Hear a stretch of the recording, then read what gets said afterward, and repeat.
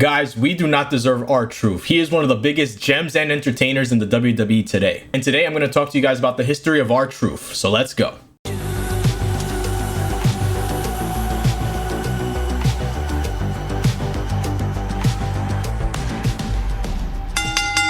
Yo, what's going on, guys? It's JLD and we're back at it again with another video for you guys. And if you haven't done so already, if you love wrestling content, make sure you subscribe to the channel and turn on notifications. That way you get some of the best wrestling content out there on YouTube. And we've started doing live streams on YouTube, so make sure you follow us for that as well, so that way you know when we go live. R-Truth, whose full name is Ronnie Aaron Killings, has actually been in the wrestling business for over 20 years. R-Truth is a true gem to the WWE, currently being in a storyline where he is the unofficial member of the Judgment Day alongside Rhea Ripley, Damian Priest, Finn Balor, JD McDonough, and Dominic Mysterio, which JD McDonough is kind of debatable after his Miracle at 34th Street match with R-Truth back in December. I love the man, and I think we all do love him in some way, shape, or form because of his silly shenanigans with so many different superstars throughout the years. Now, I don't know everything about R-Truth or the history of how he got into the wrestling business, so I made sure to go ahead and do some research and get some information about it. And the way that I understand how R-Truth got into the wrestling business was that he was serving some prison time for something that he had done, and somebody from the NWA approached him about eventually becoming a professional wrestler.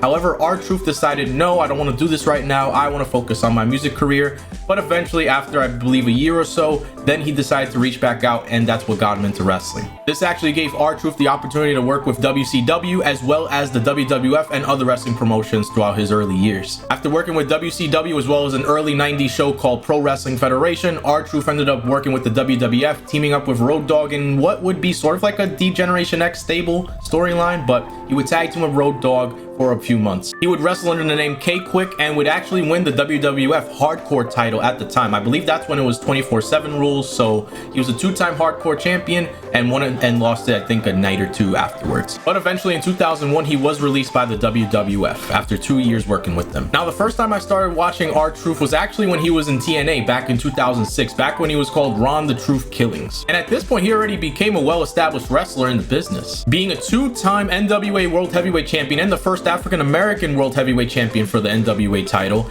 and a total of 3 times tag team champion with the NWA TNA combination. What also made me like R-Truth as a person, well, Ron Killings, was the fact that he sang his own song in his theme song. His song What's Up, which is actually used to this day in the WWE, was used actually in TNA Impact during his entrance music. Plus, also R-Truth's finisher was the same as Booker T's, that famous scissors kick, so I like that as well. Always doing his dances in the ring. I believe he also did a split at the time as well. It was different from what I'd been used to in the WWE, so it was nice to see that, especially since TNA was my alternative at the time. I was watching Monday Night Raw, I was watching SmackDown when it was on Thursdays or Fridays, and also I was watching TNA Thursday nights on Spike TV. But I guess as time went by, I wasn't watching TNA as much, and then they went through some management changes, so I just stopped watching. Fast forward to 2008, and Ron Killings actually makes his appearance in the WWE once again, this time under the name R-Truth. And he even bought his own entrance music back from TNA into the WWE because it is his music, so I was happy about that too. R-Truth would go on to have several storylines throughout the years with people such as Drew McIntyre, Shelton Benjamin, John Morrison, and others, and eventually winning the United States Championship in 2010. But I remember one of the best storylines that actually brought him more on the map was the stable of Awesome Truth with The Miz. I remember them talking about how things going on in the WWE were a conspiracy and just everybody was against them. Eventually they went to the audience and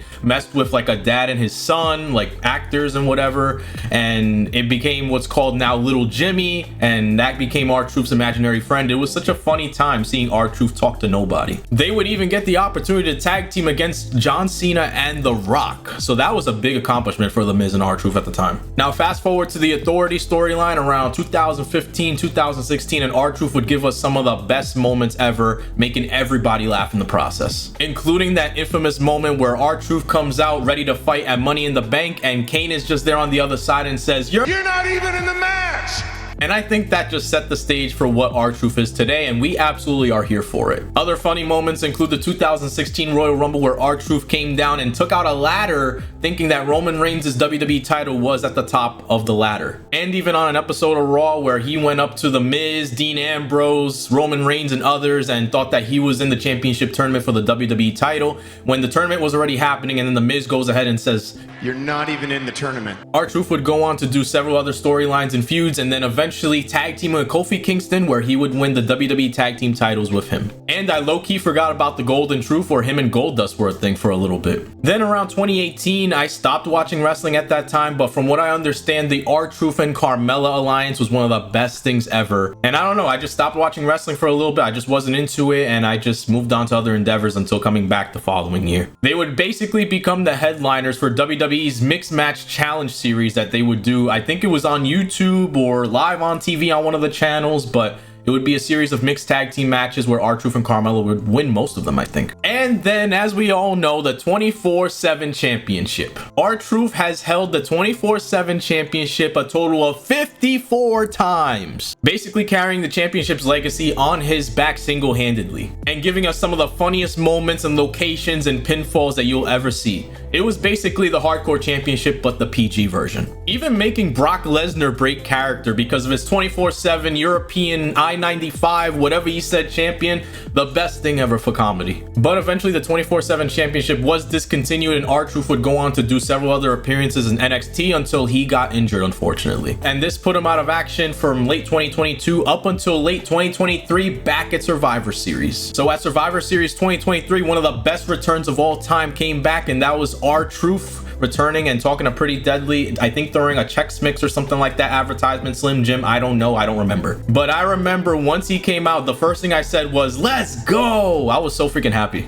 And ever since then, he kept the same character, the same silly character from 2022, from the 2020s, the 2010s. He brought it back into 2023. He's currently on a storyline with the Judgment Day, acting like he is one of the main members of the Judgment Day, even going as far as facing JD McDonough for his spot, and actually winning against JD McDonough in a Miracle at 34th Street street fight in the holiday season. Then in January, he was actually a part of Awesome Truth with The Miz as a nice reunion going up against the Judgment Day, but you know, R-Truth being his silly self, he's playing both sides at this point. The Judgment Day doesn't take him serious, but R-Truth really thinks he's in the Judgment Day, even going as far as putting tape on his t-shirt to add the @R-Truth, and social media's gone wild with R-Truth being somehow photoshopped in every single picture that the Judgment Day posts on their social media. Whether it's Rhea Ripley, Damian Priest, Finn Balor, or Dominic, or even JD, he's in there somewhere. His birthday just passed, and he just got the top 2 spots for most selling merchandise with 2 of his R-Truth t-shirts, with the Judgment Day being the top selling right now. We are WWE affiliates as well, so if you want to get your R-Truth t-shirts, make sure you use the link in this description so you can get yours today. It also helps the JLD stream and community as well. They've been teasing a reunion with The Miz with Awesome Truth, but of course,